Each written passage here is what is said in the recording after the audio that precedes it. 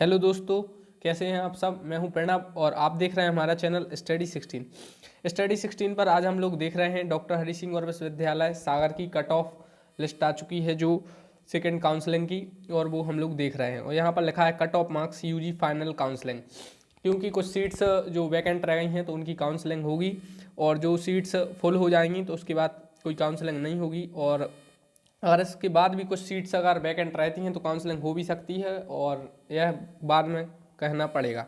तो सबसे पहले देख लेते हैं बीए के लिए कट ऑफ क्या है। तो अनरिजर्व के लिए 40 मार्क्स है, अप टू 40 मार्क्स लिखा है, तो 40 मार्क्स से जिनके भी ज़्यादा हैं वो काउंसलिंग में जा सकते हैं। ईडब्ल्यूएस की भी अप टू 40 मार्क्स है, OBC NCL up to 40 marks, तो इसमें ये कट ऑफ है। इसके बाद बीए बीएड की अनरिजर्व की गई है कट ऑफ सेकंड काउंसलिंग की अप टू 112 मार्क्स, मतलब 112 नंबर से ज़्यादा। इसके अलावा ईडब्ल्यूएस के लिए कोई सीट्स अवेलेबल नहीं है, मतलब ईडब्ल्यूएस की जितनी भी सीट्स थी सभी सीट्स फुल हो चुकी हैं। ओबीसी के लिए अप टू 104 मार्क्स, अगर आपके 104 मार्क्स ऐसे ज़्यादा हैं तो आप काउंसलिंग में जा सकते हैं ओबीसी के लिए।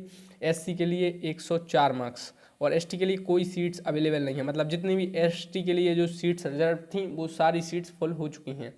तो इसके अलावा ये बीएफए की है, इसके अलावा ये बीकॉम की है, इसके अलावा बीबीए की भी आ चुकी है। बीबीए में ईडब्ल्यूएस की कोई सीट्स खाली नहीं रह गई है, जबकि अंडर में आपके 100 मार्क्स से ज़्यादा हैं तो आप काउंसलिंग में जा सकते हैं। तो इसके बाद जो हम लोग नेक्स्ट वीडियो देखेंगे उसमें हम लोग देख लेंगे कि किस स्ट्रीम में कितनी सीट्स खाली हैं। जैसे कि फिर हम लोग देखेंगे कि बीए में कितनी सीट्स बची हैं, अनरिजर्व के लिए कितनी सीट्स वैकेंट हैं, ईडब्ल्यूएस के लिए कितनी सीट्स वैकेंट हैं, ओबीसी के लिए कितनी सीट्स खाली हैं अभी भी सेकंड काउंसिल में, ये हम लोग देख लेंगे।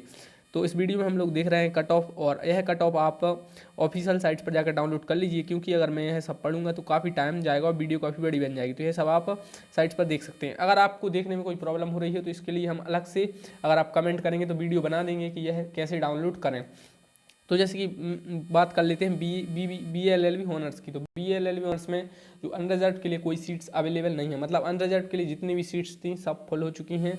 और ईडब्ल्यूएस के लिए अप टू 122 मार्क्स, मतलब 122 नंबर से अगर आपके ज़्यादा नंबर हैं, 122 से इससे ज़्यादा नंबर हैं तो आप काउंसलिंग में जा सकते हैं।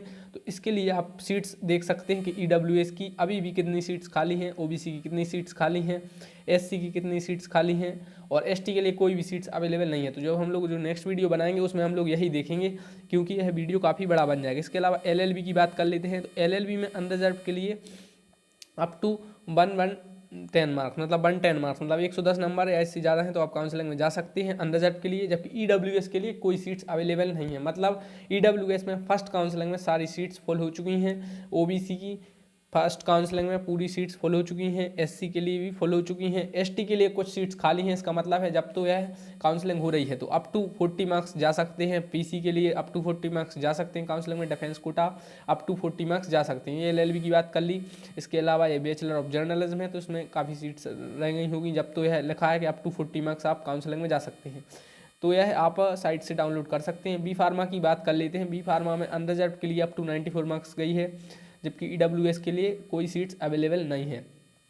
तो ये देख लेते हैं। बीएससी मैथ्स में भी सीट्स खाली हैं, जब तो अनरिजर्व की cut off up to 62 marks गई है।